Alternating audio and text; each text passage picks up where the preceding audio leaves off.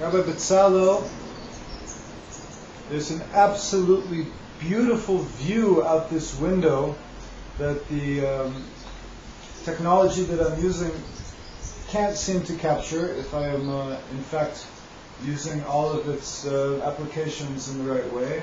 I cannot find a way to show you the stunning beauty of the willow tree in Bougainville and the beautiful Jerusalem blue sky that I am so blessed to have here in Jerusalem in the neighborhood of Baka. So instead, I'm going to sit down here and on this Art Deco, pseudo Art Deco, whatever you want to call it, couch, and we're going to learn some Chassidus for the next 5 or so minutes.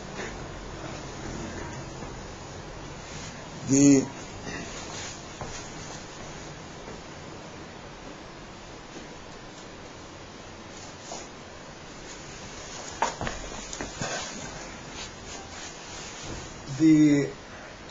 Rebbe of Breslov, Rebbe Nachman, who has many adherents and apparently some real enemies. Enemies is a very strong word. People who can't stand Chassidus. He was, no question about it, he was one of the great rabbis of all time. However, his teachings, what makes a great rabbi?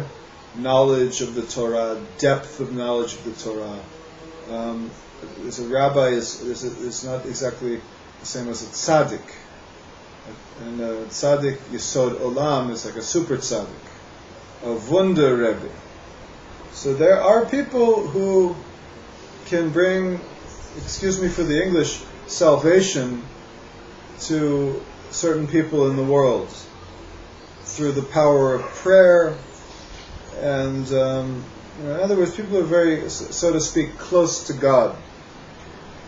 And wouldn't it be wonderful if a person was in a very difficult situation and they come close to a certain man, a holy man, Tsaddik and a holy man are, for our purposes, synonymous, and that the holy man could actually work a miracle for the petitioner. It's not so simple because God is in control and God decides what happens to the person's life. However, the Gemara, which religious Jews esteem and live by, the Gemara, and which everything in the Gemara is true, and people who say that there are things in the Gemara that are not true are taking themselves outside of orthodoxy, which some people enjoy doing. But orthodoxy means being straight with God. And even though the Gemara is man-made, so to speak, it's divinely inspired.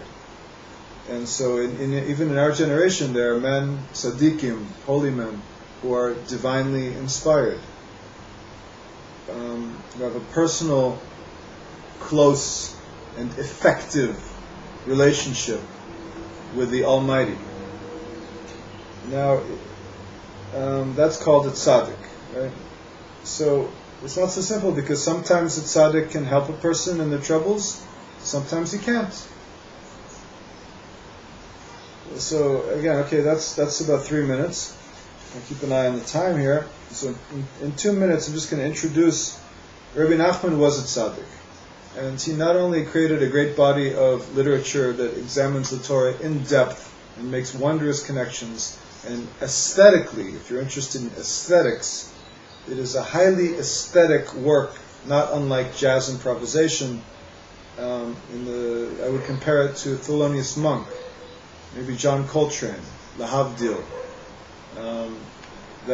where he manages to take so many things in very angular, stark contrasts, things that don't make sense, things that are leaving you stunned, and if you have a certain information, it starts to make sense. and you don't really know what he's saying until he gets to the end. That's the way Rabbi David Ebner Shlita, one of the great teachers of Torah and rabbis in Jerusalem, explained about the great Rebbe Nachman's writings.